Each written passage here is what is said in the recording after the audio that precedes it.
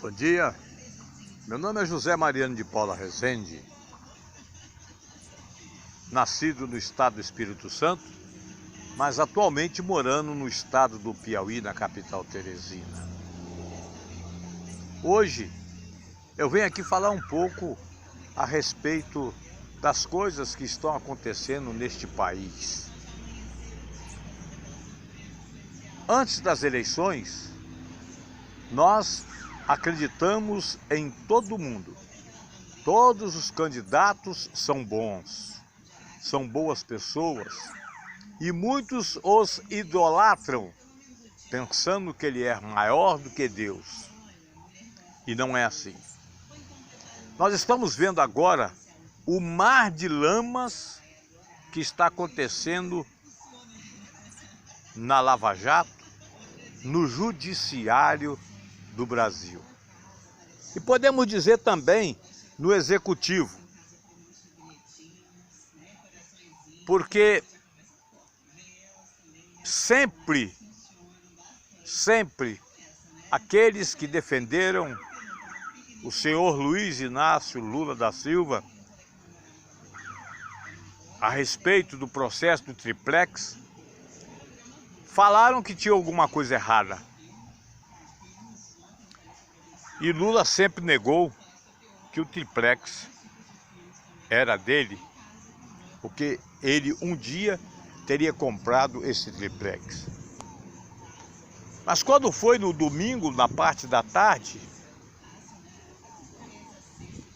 nós vimos, através da grande mídia, a exposição de diálogos entre o todo-poderoso, consagrado, maior juiz do mundo, por muitos, em conversas com o promotor Dallagnol. Eu acho que o nome dele é esse.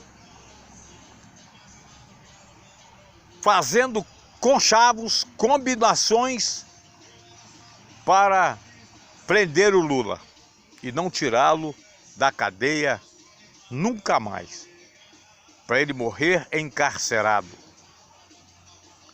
E ontem eu tive a oportunidade de, nos passeios que eu dou sempre pelo YouTube,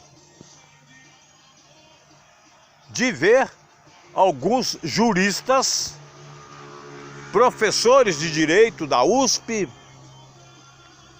dizendo que o juiz, durante o processo, não pode de forma alguma conversar com a promotoria a respeito do processo. E não foi isso que nós vimos. Nós vimos sim, se é mentira ou não, é a justiça e os dois acusados que terão que provar. Porque já que foi uma fonte anônima que passou para um site as informações, então que os dois acusados tenham a hombridade e a coragem de vir a público e falar se aquilo aconteceu ou não. Quanto ao nosso presidente, eu digo que também foi um outro que foi chamado de mito, foi chamado de tudo, quase um deus para muitos. Esqueceram as pessoas que o chamaram de mito e quase deus, que ele é, como nós, de carne e osso, sujeito a errar, e o mais difícil ainda, e o pior, permanecer no erro sabendo que está errado. Eu tenho 71 anos de idade. Não se elogia ninguém em vida. Sabe por quê? Porque ele não terminou seus últimos dias aqui na Terra. E no último dia de sua vida ele pode fazer a maior das besteiras que o ser humano pode fazer. Eu tenho as minhas convicções, eu tenho os meus pensamentos. Não gosto de políticos, porque acredito e tenho certeza que todos eles lutam pelo seu voto para se locupletarem, para se fazer presente nas barganhas em dinheiro para os seus bolsos. Me envergonha o legislativo do Brasil. O Congresso Nacional é de envergonhar a qualquer um. Onde nós temos um presidente da Câmara com vários processos, um presidente do Senado com vários processos, vários ministros com uma ruma de processos junto à Lava Jato, junto à Justiça.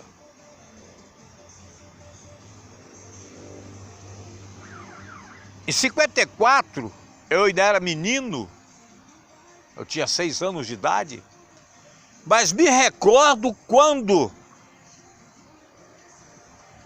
Getúlio Vargas suicidou e alguém na minha cidade soltou fogos de alegria porque o Getúlio Vargas tinha falecido. E de lá para cá, nós temos visto coisas horripilantes. Por exemplo, nós vemos um Jânio Quadros que tinha como tema ou lema da sua campanha política uma vassoura que ia varrer a podridão do Brasil. E ele não conseguiu.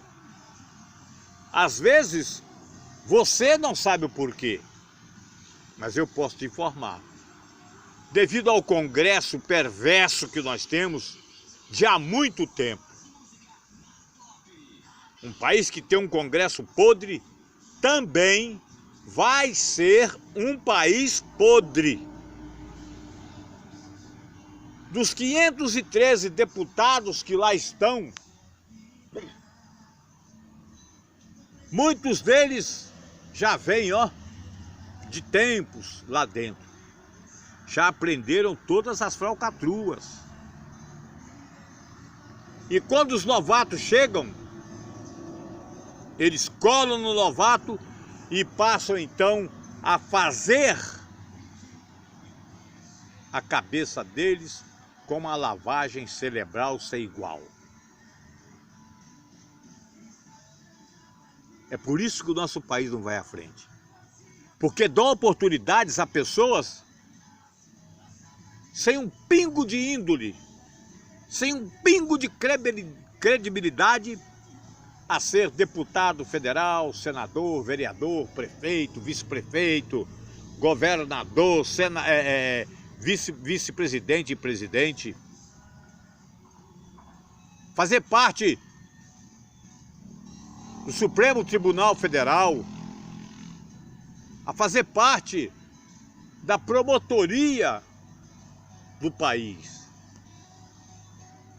Eu, sinceramente, estou apavorado com as coisas que estão acontecendo nesse país. E você, como está? Você está bem? Você está satisfeito? Agora não tem mais jeito. Ah, mas o que perdeu daria jeito? Não se sabe e eu também acredito que não. O que precisa nesse país, urgentemente, é de colocar todos aqueles que não estão em sala de aulas para estudar. Não é para se educar não, hein? Estudar, que educação quem dá é os pais em casa. Muitas vezes as pessoas confundem educação com estudo. Estudo é uma coisa, educação é outra. Educação recebe no berço. Quando um berço é um berço ajustado. E é o que nós menos temos no país, são famílias ajustadas. Porque o desajuste já vem de muito tempo. Presidentes e mais presidentes fazendo falcatruas. Quem não se lembra do Zé Sarney, que deixou a inflação chegar a 86%? Quem não se lembra do Zé Sarney, fazendo o aeroporto nas proximidades da cidade em que o viu nascer, Pinheiros, no Maranhão? São essas coisas que dá pra gente parar e falar assim, não tem jeito. Zé Sarney está fora da política? Não está, não. Ele ainda dá o espetáculo dele. Já deve ser conselheiro de algum. É? Aí vem o Maia, lá do Rio de Janeiro, e bate de frente com o presidente da República, com o Supremo. Uma coisa que tinha que ser harmoniosa, tá numa desunião total. O executivo fala uma coisa de manhã cedo, o presidente da Câmara fala outra meio-dia e o Supremo faz o pior, dá habeas corpus à noite. Gente, pelo amor de Deus, vamos rezar, vamos orar para que o país entre nos trilhos, um país podre de rico. Só você, talvez, que não conheça a riqueza do Brasil, que pode achar que está tudo beleza, tudo maravilha, mas não está. Não está. As riquezas que tem no subsolo nacional são uma das maiores do mundo. As maiores do mundo estão sem explorar. Ainda hoje pela manhã, ouvia numa emissora de TV, quando um empresário dizia que nós precisamos imediatamente fazer uma reforma em nosso parque industrial, porque está fora de linha, fora de moda, como se diz, né? Enquanto os outros, no piscar de olhos, faz um carro aqui no Brasil, acho que está se passando 3 dias para fazer um carro ainda. Um país que tem água para matar a sede do mundo. Um país que tem minério de ferro para abastecer o mundo. Um país que tem ouro que começou a ser roubado em 1500, quando aqui Cabral chegou. E foi se aprofundando até chegar na Inconfidência Mineira, quando Tiradentes achou aquilo demais e se pôs contra a coroa portuguesa. E o que aconteceu com ele? Foi morto e decapitado. Mas continuaram e continuam roubando ouro do nosso país. Uma das maiores fortunas, as maiores reservas de ouro do mundo está na Inglaterra. De onde saiu? Saiu do Brasil. Mas como é que você sabe disso, Mariano? Não, eu não sei disso. Eu não provo. Mas quando Portugal, que é um país pequeno, quis ser invadido, se não me falha a memória, pela França, a armada inglesa deu cobertura a Portugal para que isso não acontecesse. E a forma de pagamento qual foi? Em ouro. Ouro do Brasil. Tá tudo errado, gente. Está tudo errado. Hoje nós temos aí uns insanos que acham que a Amazônia pode ser toda derrubada. Aí eu pergunto para essas pessoas: vocês conheceram a Mata Atlântica? Eu coloquei no passado porque tem muitos que não sabem nem o que é a Mata Atlântica, onde ela fica, ou onde ela ficava, não é? A maior reserva que nós temos da Mata Atlântica está no sul da Bahia e um pedaço do Espírito Santo, mas sabe por quê? Por que foi preservado? Por causa do ouro chamado cacau.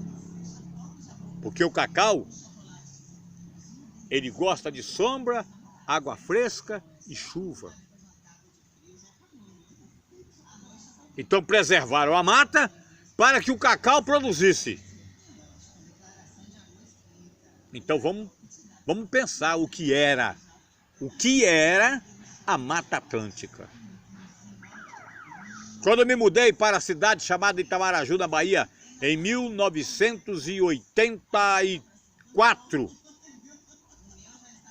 na cidade de 120 mil habitantes, que hoje só tem 60 mil, porque foi desmembrado alguns distritos, existiam 64 serrarias que cortavam madeira 24 horas por dia. E o IBDF, na época, cobrava uma taxa,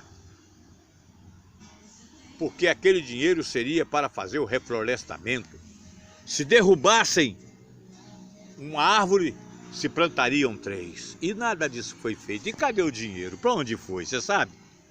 Se você não sabe, imagine eu, que não faço parte da turma. Então, eu comecei falando do Moro e do Dallagnol. Que eles dois provem para nós brasileiros que eles não fizeram nada para prejudicar as eleições, que não fizeram nada para prejudicar o Lula, que não fizeram nada errado. É o que eu não acredito. Eu não acredito. Porque do Sérgio Moro, que mandou grampear uma presidenta da República, ou presidente da República, Dilma, um cidadão que tem um convívio todo especial com aquele lá de Minas Gerais, o Aécio. Conhece o Aécio Neves? Ah, aquele que mandou também construir um aeroporto em suas terras, terras dos tios. Sendo que a 100 e poucos quilômetros, ou 60 e poucos quilômetros, se não me falha a memória, tinha um aeroporto. Para que serve esse aeroporto? Quem vai para Cláudio? Fazer o que em Cláudio? O que tem em Cláudio, nas Minas Gerais, que precisa ter um aeroporto de porte médio?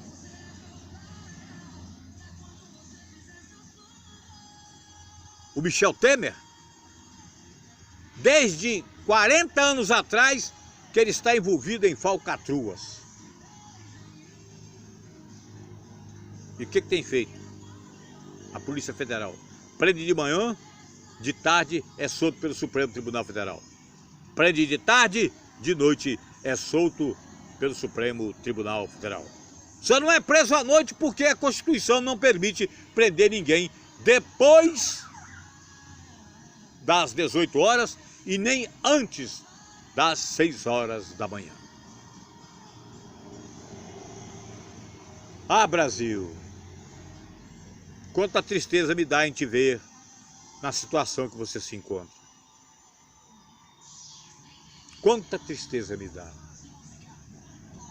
Aí eu posso falar, eu era feliz e não sabia na minha infância. Sabem por quê que eu era feliz? Porque eu não sabia o que estava acontecendo ao meu redor, como os meu pai talvez soubesse, já que estava dando tudo errado. Que meu pai foi candidato na cidade de Apiacá, vereador, ficou na suplência, e quando foi convidado para assumir a cadeira, ele disse: eu não irei, porque política e futebol não tem ética e é para gente que não tem vergonha na cara.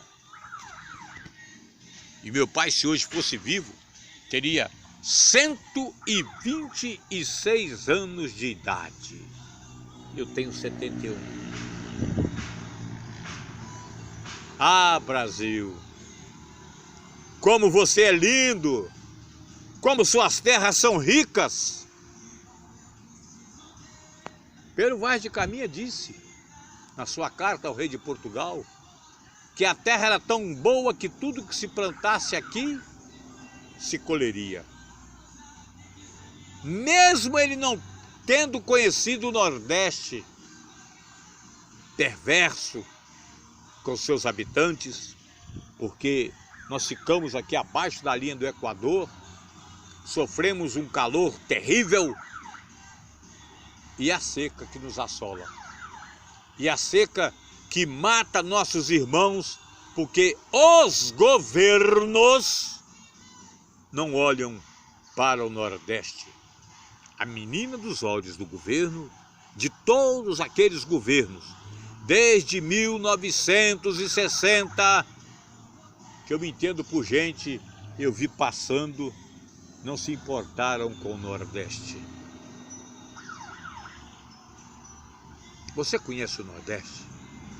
Você sabe das riquezas do Nordeste? Não? Pois procure ver, leia. Pegue os livros, pegue jornal, assista às TVs nordestinas e vejam e avaliam qual grande é esse território brasileiro esquecido por todos aqueles que moram e que se acham superiores a nós no sudeste e no sul do país, no centro-oeste. Isso não é um desabafo, não.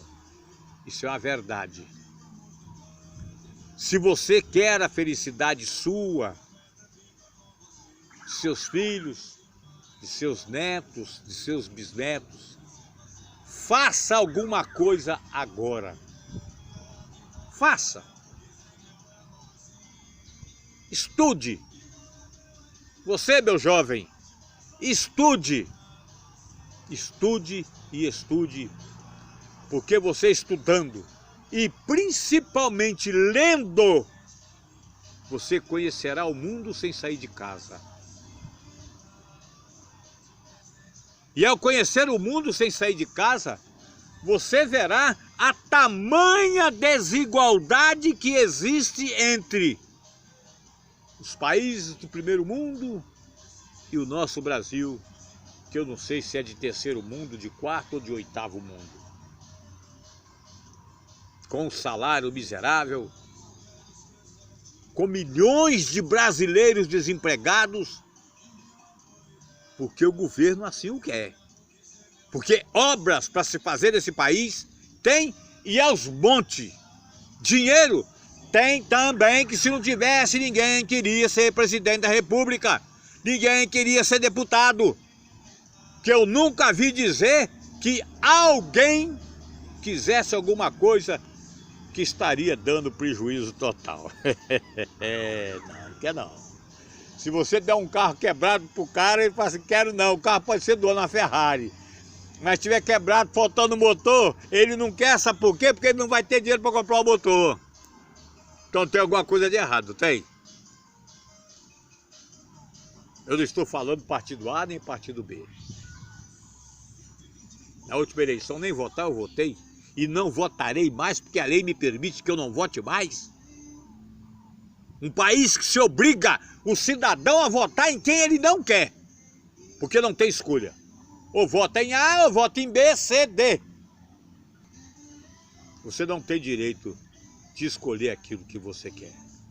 Você é obrigado a votar. E quando não vota, para justificar, você pode. Se não justificar, você paga uma porcaria de uma multa de R$ 3,25 ou R$ 3,75 porque não votou. Ah, isso é multa que se aplica em alguém, rapaz? Preste atenção. Vamos fazer uma lei forte, dura, para que esse país passe a tomar um rumo certo. Tá difícil. Ih, mas tá tão difícil. Para quem desde os 14 anos ouve falar em política e tá com 71, quer dizer que tem 57, é 57? Se eu não tô ruim de cabeça, é 57 anos, é. Já passou quantos governos? Se você puxar aí 8 anos para cada um, né? 57. Vai dar quantos? 8, 7. Mas tem uns que ficou só 4 anos. Vai dar uns 10 presidentes. Uns 10 presidentes. E eles não fizeram nada para salvar o Brasil. Brasil que tem uma das maiores, preste bem atenção o que eu estou falando. Uma das maiores população carcerária do país, em péssimas condições de viver. E querem que o cidadão saia de lá, um homem probo, um homem honesto, onde come-se comida estragada, né? Você não sabia não? Come. Onde são maltratados, onde não tem julgamentos, e ficou lá muitos deles 40 anos sem julgamento, e muitos deles, depois de 40 anos, descobrem que não foi o cara que cometeu o crime. Brasil, senhores mandatários desse país, a única coisa que eu rogo é ao Divino Espírito Santo que com sua luz dê a cada um dos senhores a vontade de lutar e de fazer primeiro a luz de Cristo brilhar. E depois você pode ficar no anonimato, sim. Por isso que eu fiz isso, eu fiz aquilo. Não existe hoje mais, como antigamente, se inaugurava alguma coisa, botava a placa não. Hoje não. Se coloca a placa antes da obra começar, durante a obra começar, na inauguração da obra e pós-construção da obra. Esta obra foi feita no governo de Sua Excelência. Ah, pelo amor de Deus, para de gastar dinheiro com essas publicidades bobas aí, rapaz. Vamos tratar a coisa séria. Não é assim? Eu moro num lugar que, como diz o ministro das cidades que teve aqui um dia desse, que é a única capital no país que não tem uma entrada nem a saída duplicada. Mas sabe por quê? Porque o dinheiro já vem para fazer. Mas sumiu. O dinheiro sumiu. Para onde foi o dinheiro que estava aqui? Ninguém sabe, ninguém viu. Ele deve ter calçado, né, uma botina, ou se não um sapato mocassim. Deve ter vestido aí uma beca de primeira qualidade, feita pelos alfaiates que fazem os ternos de Suas Excelências lá em Brasília. E desapareceu e ninguém vai atrás.